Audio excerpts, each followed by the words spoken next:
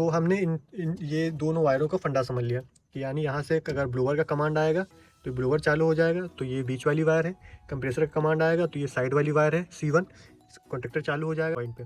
जब रिले चालू होंगे तो ये निकल करके यही वाली जो सप्लाई है हमारी इस कॉन्टेक्टर पे आएगी। तो एक तो ये हेलो दोस्तों, मेरा नाम है फैज और आज हम समझेंगे योर्क की वायरिंग के बारे में। जो आप देख सकते हैं ये मेरे पास योर्क का है 10 टन का AC 220 3 फेस में, यानी 3 फेस का 220 वोल्टेज में है। तो ये योर्क की हमारे पास वायरिंग आज हम इसको समझाएंगे। तो एक वीडियो मैंने इससे पहले बनाया था रिपेयरिंग से रिलेटेड योर्क की, तो एक भाई ने उस पर कमेंट किया था, मोहम्मद जाबिर करके भाई ने, कि भाई इस जो वायरिंग है उसमें डिटेल में वायरिंग आप बताएं, थोड़ा समझाएं कि ये मतलब कैसे वायरिंग होती है, वायरिंग को समझाएं अच्छे से।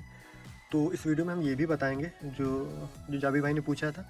बाद में हम इसमें समझाने की कोशिश करेंगे बेसिक कॉन्सेप्ट क्या होता है वायरिंग का, कि अक्सर लोग कंफ्यूज रहते हैं, बोलते ट्रेन में कैसे करना है, योर्क में कैसे करना है, कैरियर में कैसे करना है। छोटे बड़े जो भी सिस्टम है, आदमी हर सिस्टम में अलग अलग वायरिंग होती है तो कन्फ्यूज हो जाता है। तो आज हम जो वायरिंग ये समझाएंगे, जो उन्होंने बोला था जाबिर भाई ने, वो चीज़ पहले बताएंगे, फिर बाद में हम समझाएंगे बेसिक कॉन्सेप्ट। आपको ये अगर चीज़ समझ में आ गई ना, तो आपको तकरीबन सभी AC में वायरिंग करना आपको आ जाएगा। यानी उम्मीद करता हूँ कि जो मैं समझाना चाह रहा हूँ आपको, वो चीज़ मैं आपको समझा पाऊँ। तो पहले हम जाबिर भाई की बात जो उन्होंने किया था कि भाई पहले डिटेल में बताएं, फिर बाद में हम आपको दूसरी चीज़ जो बात करें उसमें समझाएंगे। तो पहले हम इसका जो फिजिकल व्यू कर लेते हैं, क्या क्या इसमें लगा है, किस वजह से लगा है, फिर बाद में आपको समझाएंगे। तो ये हो गया टर्मिनल, जो हमारा यहाँ पे मेन सप्लाई कनेक्ट होगी और यहीं से हमारे पूरे उसमें आएगी सिस्टम में। ये हमारा फ्यूज़ हो गया जो सेफ्टी के लिए यूज़ हुआ है, किस सेफ्टी के लिए वो बाद में हम बताएंगे। ये हमारा फर्स्ट कंप्रेसर, हालांकि ये सिंगल कंप्रेसर का सिस्टम है, तो यहाँ पे एक ही कॉन्टेक्टर है। तो ये हमारा यानी पहला यानी ये कंप्रेसर का हो गया, ये ब्लोअर का हो गया कॉन्टेक्टर, ये कंडेंसर फैन मोटर का है। यानी इस सिस्टम में एक कंप्रेसर है, एक ब्लोअर है, एक जो है कंडेंसर मोटर है। तो उसी के हिसाब से 3 ये कॉन्टेक्टर यूज़ किए गए। फिर ये हमारा हो गया ट्रांसफार्मर, देख सकते हैं ये 24 वोल्ट बनाने के लिए है। यानी हमारे सिस्टम में जो भी ये लगे कॉन्टेक्टर ये 24 वोल्ट पे हैं, तो ये 24 वोल्ट बनाने के लिए है, इस वजह से।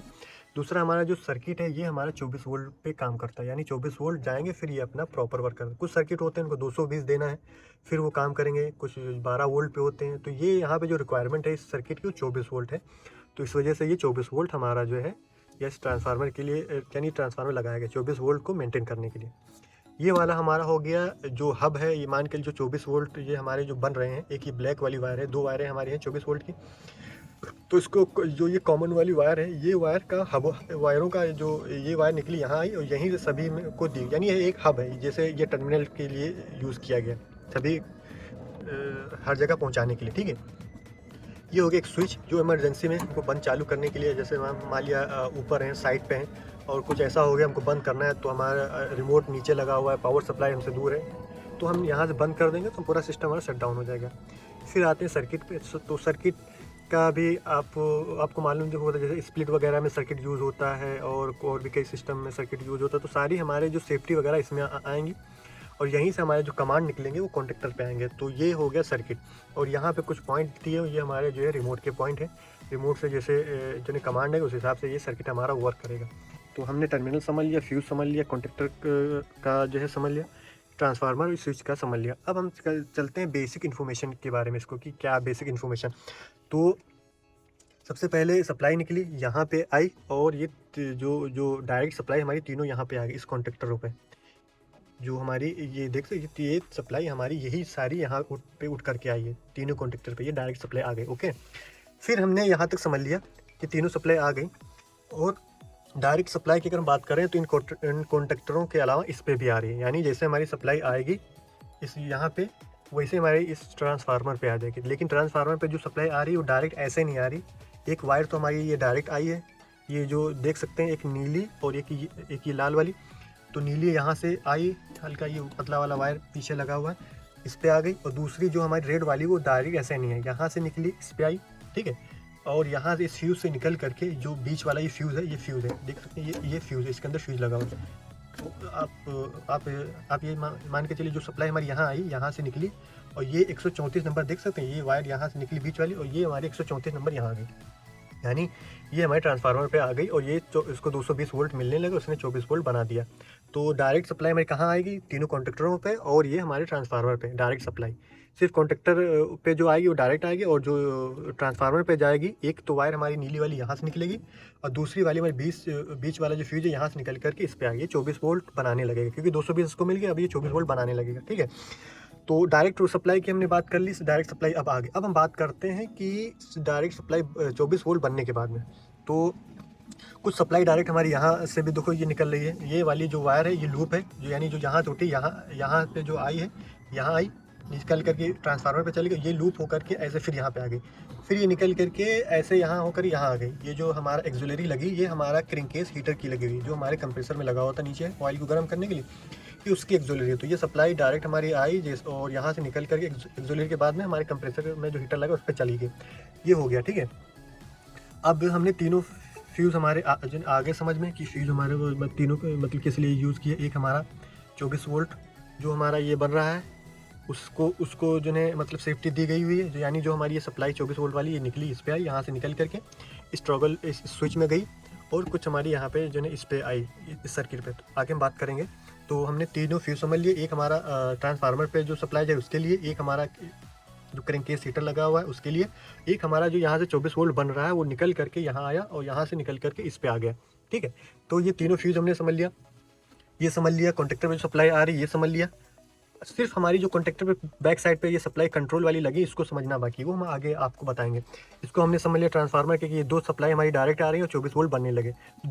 ठीक है, तो हमने बताया था यहाँ से सप्लाई जो निकली इस पे आई, इससे निकल करके लूप होकर इस पे चली गई, और यहाँ से निकल कर ये इस पे आ गई, और ये कि हमने न्यूट्रल नीली वाली बताई थी पहले, तो ये 220 मिलने लगा, 24 वोल्ट बना दी। अब 24 वोल्ट हमारे बनने लगे, तो ये वाली वायर ब्लैक वाली हमारी कॉमन है, तो ये उठ करके सबसे पहले यहाँ गई, लूपिंग हुई, बहुत सारी वायरें ये तैयार हो गई, और यही सारी वायरें हमारे कॉन्ट्रैक्टरों पर डायरेक्ट आ गई। यानी तीनों जो ने हमारे जो कॉन्ट्रैक्टर हैं ये यहाँ से डायरेक्ट आ रही है, यहाँ से उठी इस पे आई, यहाँ से उठ करके तीनों में डायरेक्ट आ गई। ठीक है, और एक वायर उठ करके हमारे ये सर्किट पे आ गई, जो देख सकते हैं ये पॉइंट, ये वाला हमारा डायरेक्ट वो है, इसको जो है 24 वोल्ट का जो कॉमन है इस सर्किट पे आ गई। यहाँ पे सी लिखा रहता है, देख सकते हैं आप, यहाँ पे सी लिखा रहता है। ठीक है, तो एक सप्लाई हमारी सर्किट को मिल गई, अभी दूसरी सप्लाई बाकी है, वो कहाँ से आएगी वो हम आपको बताएंगे।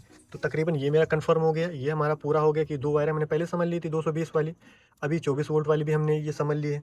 ठीक है, इसका हमने बताया था ये जो है ये सिर्फ चालू बंद करने के लिए है, तो ये भी हम थोड़ा सा और समझ लेते हैं। तो बाकी दूसरी वाली जो वायर 24 वोल्ट वाली हमारी यहाँ से निकली, जो कि 233 नंबर है, ये निकल करके इस फ्यूज़ पे आई, 233 दे सकते हैं, यहाँ से निकली 234 बन करके और 238 बन करके। ठीक है, तो ये 234 वाली हमारी जो है यहाँ आएगी, ये वाली उस पर जो हमारा जो है क्या बोलते हैं ये स्विच है, यहाँ से निकलेगी और चालू करेंगे तो सप्लाई हमारी यहाँ से निकल करके इस पे आएगी, जो हमारी वायर बनती है 235 तकरीबन। हाँ, ये 235 वाली वायर है, तो यानी यहाँ से निकली स्विच पे गई, फ्यूज से निकली यानी स्विच पे गई, स्विच आउट हो गई, 235 पे गई। एक सर्किट का ये पॉइंट, एक सर्किट का ये पॉइंट है, तो ये दोनों सप्लाई इस सर्किट को चालू करने के लिए। तो देख सकते हैं ये लूपिंग है, तो ये कि आ रही यहाँ पे गई, यहाँ से लूप होकर के इस वायर पे चली है, तो ये सर्किट को चालू करने के लिए चालू का हो गया।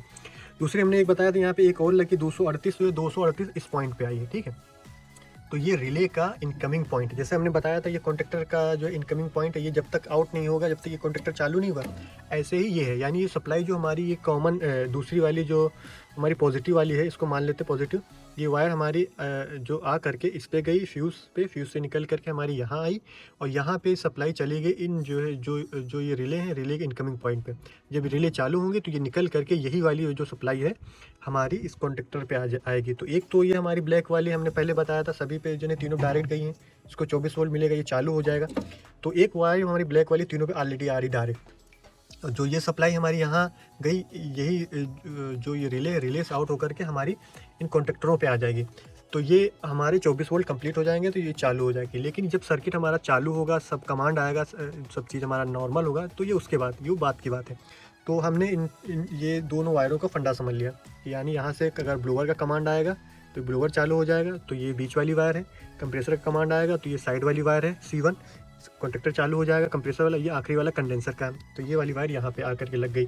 ठीक है, तो हमने ये सारी वायरों का फंडामेंटल समझ लिया कि ये मेन वायर हमारी यहाँ से आई, यहाँ से निकल गई, ये मैंने बताया था क्रेंकेस हीटर का है, ये हमारे 24 वोल्ट कॉन्ट्रैक्टर के चालू करने के लिए ब्लैक वाली डायरेक्ट है, ये रेड वाली यहाँ से आ रही है, और दूसरी वाली यहाँ बीच वाली ये आ रही है, तो आखिरी वाली ये हमारी कंडेंसर की आ रही है। ये वाली वायर मैंने 238 बताई थी कि इसका जो है इनकमिंग पॉइंट है। ये वाली सप्लाई मैंने आपको बता दी। ये कुछ पॉइंट है सर्किट के, यहाँ पे जो है हमारे जो रिमोट के कनेक्शन है, तो कुछ इसके नंबर लिखे रहते हैं। तो अगर एक वीडियो मैंने बनाई है कि जो इसके नंबर होते हैं उसका जो नाम लिखे रहते हैं उनका क्या मतलब होता है, तो आप जा करके वो वीडियो देख सकते हैं अगर आपको इनको नाम अगर आपको नहीं पता है, ठीक है। तो ये वायरें हमने समझ ली हैं, ये वायरें हमने समझ ली, ये वायरें हमने समझ ली, ये कुछ वायरें लगी, ये वायरें हमारे को सेफ्टी की। ये हमारी जो 2 वायर हैं, यहाँ पे देखो लिखा होगा फ़ैन ओवरलोड। अगर हमारे फ़ैन में ओवरलोड है तो उसको हम यूज़ करके उसको दे सकते हैं, नहीं तो यहाँ पे एक जो है वो लगा करके ओवरलोड क्या बोलते हैं, यहाँ पे एक रिले लगा करके 95 96 नंबर होता है, उस पर दे करके यहाँ पे हम जो है दे देते हैं। ये कुछ नहीं, सिर्फ एक वायर गई है और यहाँ से आउट होकर ये आ गई और कुछ नहीं। तो वो जो है हमने पहले कैंसिल कर दिया था, जो उसमें जो रिले लगी हुई थी उसका कोई काम नहीं। तो क्यों वो मैंने कैंसिल किया था वो अलग टॉपिक बाद में बात करेंगे। तो ये वही वायर है, अगर हमें नहीं समझ में आ रहा तो काट के ये जोड़ सकते हैं, ठीक है। फिर ये हो गया LPS1 HPS1, ये लिखा होगा शायद आप देख पा रहे होंगे, LPS1 और HPS1 यानी लो प्रेशर स्विच 1, लो हाई प्रेशर स्विच 1।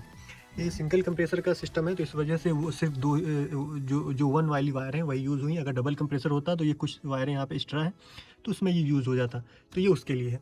तो यहाँ पे लो प्रेशर के 2 वायरें आएंगे, हाई प्रेशर के 2 वायरें आएंगे, और यहाँ पे जो एंटी फ्रीजिंग जो इवेपरेटर पे लगा रहता है, आइस ज़्यादा अगर जम जाए उसके लिए, तो ये उसकी वायर है। तो 2 वायरें इसकी, 2 वायरें उसकी, ये लग गई।